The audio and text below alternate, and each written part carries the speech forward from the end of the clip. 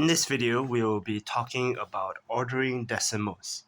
So ordering decimals is firstly talking about your decimal sizes. How do you compare decimal sizes? When it comes to order,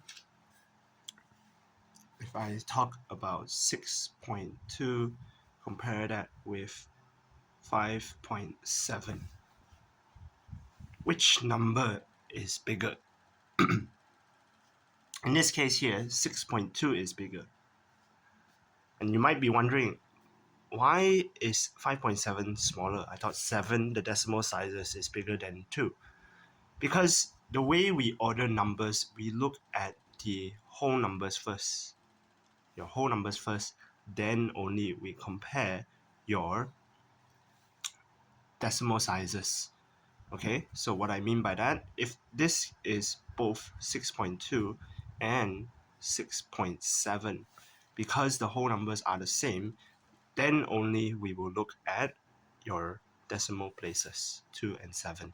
So because 6.7, the tenth, the tenth is bigger than 6.2, that's why 6.7 is bigger than 6.2. We look at your decimal places first. If we have bigger numbers, 6.25 and 6.27, we go down the list. So because your 10th value is the same, we have to look down. We have to look down to your 100th value. If, say that you have 6.30 and 6.3, you have to understand that the value behind 6.3 is considered as 0, the 100 value, even if we don't write the 0 there. And these two are actually equal. So we need to be able to compare your decimal sizes. We need to look down the list, starting from whole numbers, then to tenths, then to hundreds, then to thousands, and so on and so forth. That is for your decimal sizes. Now, when we do comparison, okay, when we do comparison, you will face questions such as write in the box the sign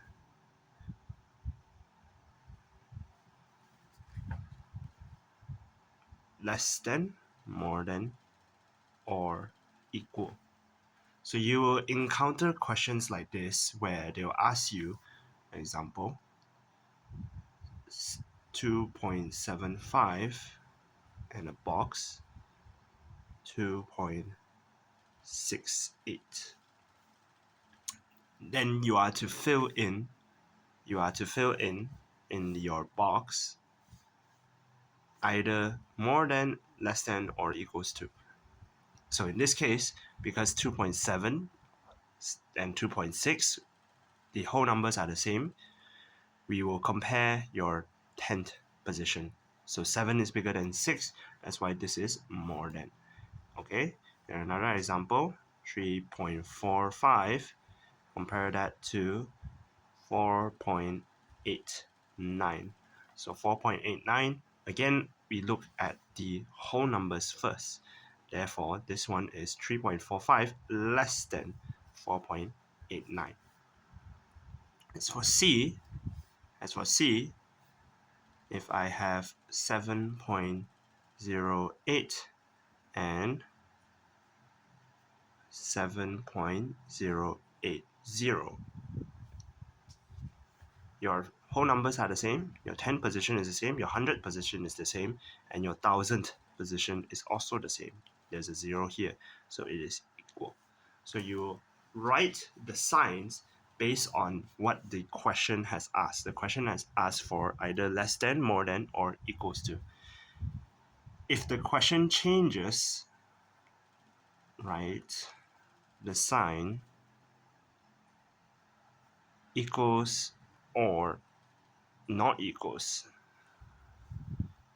in the box. So if the question changes to write the sign equals to, not equals to, say I have a 2.06 and 2.05. If I write 2.06 is more than 0.5, this is actually considered as wrong because the question asks you to write either equals to or not equals to. So you need to be able to read the question and figure out what they want. It's either equals to or not equals to. In this case, it is not equals to. This sign represents not equals to. So you need to be aware of that. So if I have 2.5, 2.50, this is equals to, if it is 3.4 and 4.3, this is not equals to. So you need to be able to be aware of your comparison when you have your signs. So now that that is done, I would like to also talk about your conversions. So now what do I mean by conversion? Okay, so for conversion, we are going to be talking about your units of measurement. So your units of measurement as in cm or m, cm, mm, and this is km. So for conversion, let's say I have 0.1 meters, compare that to 110 centimeters. Now, which one is bigger, 0.1 meters or 10 centimeters? The way you find out is you have to convert either one of them to be the same unit of measurement. So in this case, I want to convert 0.1 into centimeters. The way I do that is I have multiply 100. When I have 1 meter, I will have 100 centimeters. So I multiply that by 100, I will get 10 centimeters. And compare that now. 10 centimeters and 10 centimeters, both of them are actually equals to. They're equals to each other. Now, a lot of times when it comes to comparison, after people convert their units of measurement, they tend to write down their conversion. If a question asks you to write in order 0.6 meters, 65, 65 centimeters, 70 meters, or 0.6 kilometers, just as an example. Okay, just an example. All right, if you all convert this to meters or centimeters and say that this is the smallest, and then you write in order, and then this is the largest. Okay. If you write, let's say I convert this to 600 centimeters. Okay, so 600 centimeters, the smallest here would be 65 centimeters. If I write 6, I think the next one is actually 60, yeah, 60. Oh, sorry, I made a mistake. This is not 600 meters, this is 60 centimeters. Okay, so if you write 60 centimeters here, okay, if you write 60 centimeters after you have converted 0.6, your answer is actually considered wrong. You need to maintain your original value, so it is actually 0.6, sorry, 0.6 meters first, then 65 centimeters, and then 70 meters, and then 0.6 kilometers. You need to maintain the original value even after you have converted. your uh, your values, okay, even after you have converted your values. So your answer you must maintain. You must maintain whatever the question gave you. Now let's look back at your conversion, okay? From your meters to centimeters, what you do is you multiply by 100. From your centimeters to your millimeters, what you do is you multiply by 10. This is how you convert. And when you want to convert from meters to millimeters, okay, you multiply by 1000. You want to convert from kilometers to meters, it is by 1000. If you want to convert from millimeters to your centimeter, you do the opposite. You divide by 10. From your centimeters to your meters, you divide by 100. Now, this conversion unit, the reason why we have this conversion unit is actually the use of prefixes. Now, what do I mean by prefixes? Your kilo in this one is kilometer, this is centimeter, and this is millimeter. Your centimeter, milli, kilo, centi, milli, kilo, they are all called prefixes. They are ways for us to use to represent all these hundreds, because we won't use big numbers. For example, if I keep on saying like 10 million meters, for example, that's a lot of zeros for us to work with. So we tend to shorten that. Instead of 10 million millimeters, we will say about maybe 100 kilometers. Okay.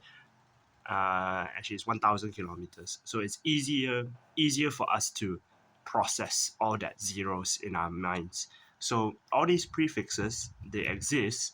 There are also prefixes for other units of measurements. Example, your liters.